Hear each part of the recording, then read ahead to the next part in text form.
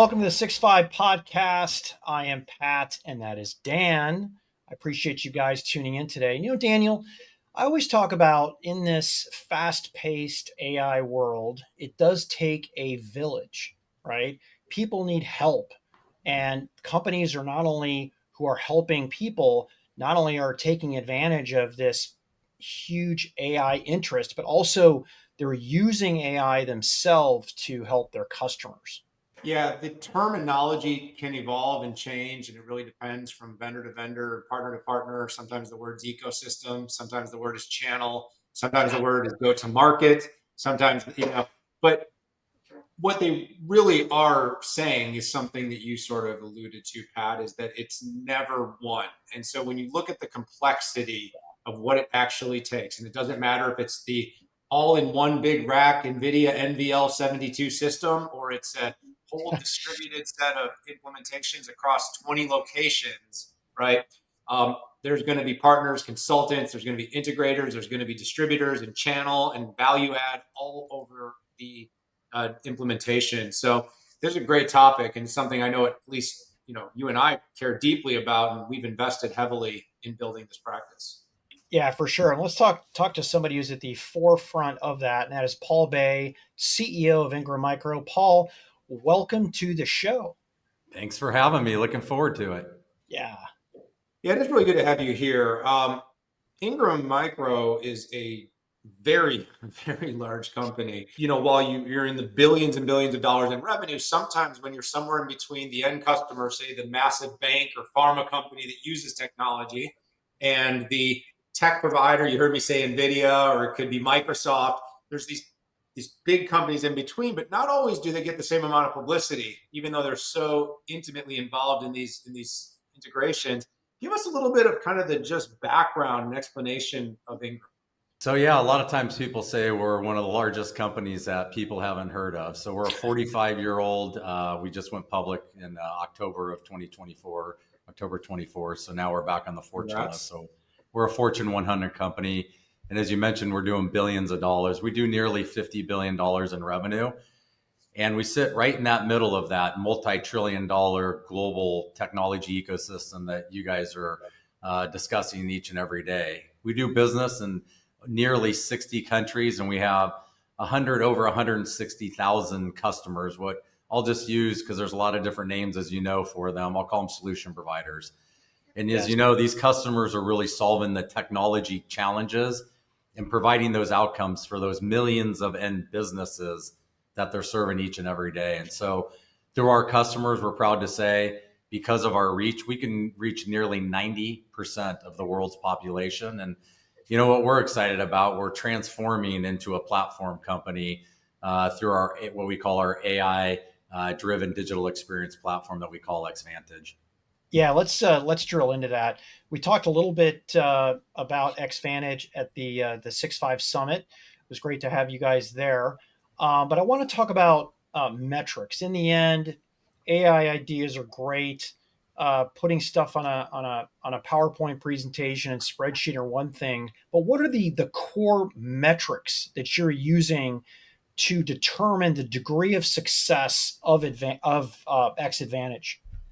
So there's a couple of things. I think actually maybe if I can give you just a little bit of background on kind of the journey we're going on with our customers. So this transformation of our company with our customers comes in 3 phases. So the first one is really about removing friction and streamlining operations and driving operational efficiencies. The way I like to look at it is, what's the cost to serve?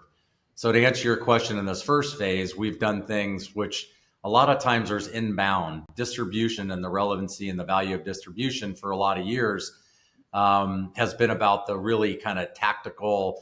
And there's a lot of friction in this industry because on average, we have 6 products or services, 6 different vendors that are made up of our average solution. Yeah. We receive over 1 million emails a year with respect to, hey, place this order, put it into your system, and this is my order. It's email validation. And we've created technology where we actually take that email and make it touchless. It goes right into our system and confirms right back to a customer. Another one is what we call order status and tracking. Like we know in our personal lives, when stuff is going to arrive at the front door of your house or your office. And order status and tracking in our industry has been very challenging because of the complexity of carriers and vendors and all the things that go along with that. And we've created some technology where actually now you can get on our platform and you can see the order and when it's going to arrive. And the reason why I bring that up is because we're making it more efficient and that cost to serve for our customers to actually free up time to spend more time with those end businesses every day. So that's kind of the first phase. And we look at that as how long are people coming onto the system. And we've got some great success that I shared in our Q2 earnings results with regard to how long people are on there, how many self-service orders are up, considerably quarter over quarter and year over year. The second phase is really around demand generation. And for our customers, it's how do we shorten the sales cycle for them? Yeah. An example of this is we have what we call an integrations hub. And you guys know this. There's so many different systems that are out there today. Our systems that our customers are using, their CRM systems, or many different versions of it. Their ERPs of how they're running their business, and just other business applications that are running their operations. What we've done with our integrations hub is we ensure seamless connectivity into the Xvantage platform. Effectively, we're meeting partners where they are in their digital journey. And so we're trying to provide a very consumer-like ease of doing business. And a lot of these integrations into these CRMs and ERP systems could take months, many, many months, and IT technical resources. And now what used to take many months can actually happen in minutes. And then the last thing I'll just touch on is kind of the third phase that we'll get through with our customers is really unlocking value for our customers and our vendor partners. And it's about, I always talk about the easy way is what a platform for me is. How do we take the supply and the demand and bring that together? So how do we take supply and demand more intelligently to use this data to help them further grow and enhance their profitability, ultimately with their end businesses? So I look at this as profitable organic growth, or say it another way, how do you use data and insights to drive the company and helping our partners? Paul, you alluded to the fact that you were pretty much private until just about a year ago, and now you're a public company. It's interesting. I was reviewing some of the metrics. It looks like you had really good performance, beat on the numbers that the shareholders like to see you beat, and the analysts. Of course, I also noticed some things in your numbers that probably aren't surprising to anyone that knows channels, but you definitely run on a thin margin. Like, you have to run this business incredibly efficiently. 0.3% profit margin on billions and billions of revenue. I imagine AI has become quite an interesting tool for you to look at. We've talked to a lot of CEOs. There's a lot of efficiency gains where it was the early sort of implementation use cases we've seen. And then, of course, it's all about growing in productivity, right? It's getting all the things you just talked about moving. But I'm super interested because you're hitting numbers, but you're always walking on that thin ice because margins are tight. You've got to execute almost perfectly. Where's AI sort of driving, your ability to execute more with customers in the channel, and then, of course, B, are you putting it to work inside Ingram to maybe try to get that extra tenth or a couple tenths of percentage of margins up in the business?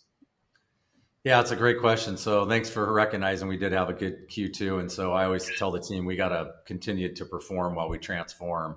And you mentioned, kind of AI, and we've used the buzzwords now, but what we're doing from a platform standpoint is we're using AI to effectively, it's in our business to drive net new growth for our customers. So I'll give you a couple of examples of how we're doing this. But if you look at what we did, we think that architecture matters.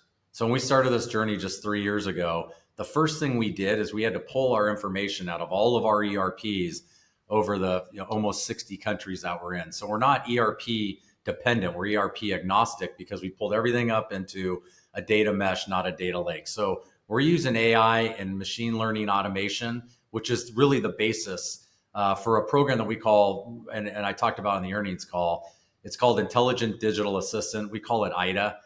The acronym, which helps our customers win more business and deploy more resources effectively. You called out, that was my first phase, which are around productivity. How are we freeing up time to go from inbound to outbound?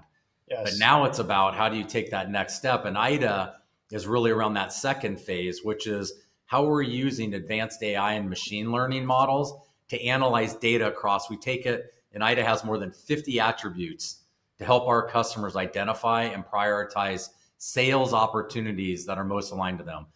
Let me give you an example. So at the end user, because of all the data we have, we can see the end user information. And these customer, I'm just going to give you an example. A customer places an order or a quote with us. So they have a quote there. We can tell based off of that quote, that end user that they're servicing may have the propensity, I'll make it up, that they'll procure within the next 7 days. We're proactively reaching out to our customers to say, this quote that you have in our system with this end user, because of the data we have and the way we've set up our AI and ML automation, we can tell you that in the next 7 days, they're going to purchase. Historically, we're going to make a purchasing decision. So what we're doing is helping move our sellers from being reactive inbound order takers along with ourselves to proactive outbound order makers.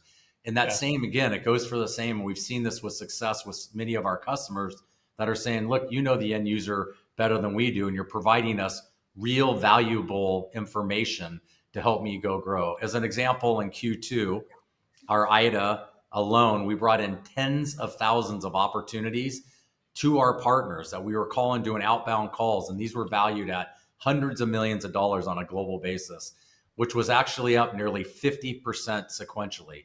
And we've done this for the past 2 quarters. So the point is, this isn't about basis points on margin. This is about adding more value and how do we actually help go drive, further value creation and value capture for our customers as they're out servicing the millions of end businesses each and every day. Yeah. So Paul, my company, we evaluate generative AI architectures and platforms. I'm not just saying this because we're on this video right now.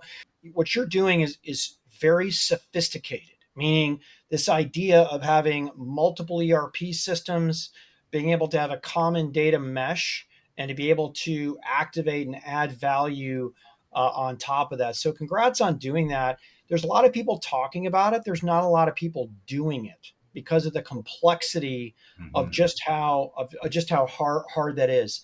I wanted to get into, I wouldn't call this a more tactical discussion. It's about managing the challenge of, on one hand, you have this giant Windows 10 to Windows 11 PC refresh and a little bit of AI PC mixed in with this gigantic opportunity out here with data center, right? We talked about Blackwells, whether it's H series, Blackwells, and everything in between. How do you manage these two?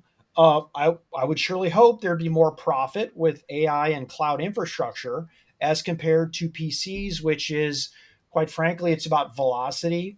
It's about the different things you can add to that solution to be more value added. How do you balance those two things? Yeah, it's a great question because, as you know, and you've been in this industry for a long time, we saw kind of the chipset shortage when we went through some of the server and networking business a few years ago. We had COVID before that. And now we're sitting right in the middle of this kind of refresh that's going on from a systems perspective. But let me talk about how that kind of comes together. As I mentioned, the 6 different products and services and what we call the flywheel effect and how we're using this to drive growth in new ways and not just around one category. So we're combining the solution. So the ultimate goal of what we've done is we're providing a single pane of glass. So what we're having this conversation today, whether it's your computer, whether it's your phone, your mobile phone, desktop, your notebook, your, mobile device, anything that you basically run your business on for our customers. Yeah. We're giving our customers the benefit of selling, supporting, and managing more complete solutions versus kind of just a single transaction, which is that what this industry used to be. I need to get something from point A to point B. It's hardware and the complexity. And we like to talk about how we've invested in front of the future. We spent more than $600 million on our cloud platform more than a dozen years ago over the last dozen years. And really that was the foundation for Xvantage because you're bringing together the single pane of glass that you're able to have where you have hardware, as I mentioned, software, cloud, and services all in one transaction. And when you look at consumption and as a service is a different outcome and deployment of how you manage that than a physical good. So our goal is to generate this flywheel effect of growth, which it hasn't been done yet. People always talk about Ingram as you're going to this platform, and what you're doing is most companies that start as a platform company, these new platform companies, are starting from scratch. We're taking a 45 billion profitable, or excuse me, a 45-year-old $50 billion, nearly $50 billion company, and we're transforming it. We're not starting from scratch. The challenge is we have a very successful company that we've been doing business for 45 years. But effectively what happens is we have the largest network of customers, 161,000 customers. We have 1,500 vendors. So we have two of the three things that can reach 90% of the world's population. The challenge of what we didn't have, and this industry, quite frankly, doesn't have, is the technology that brings that ecosystem together more efficiently and intelligently. So we're transforming this company. We have the supply, our vendors, huge vendor solution portfolio, our great customers that choose us each and every day to give us nearly $50 billion. And now we're providing the technology to bring that together. And what we've done over the last 4 years is we built this proprietary real-time data mesh, as we've talked about a little bit. And it's not just a data lake. So a lot of people are using the buzzwords in the industry, and our data mesh provides the data value, and it can do it at scale. And it's about providing data at the time that we're able to take. It's not just the unstructured data in a repository.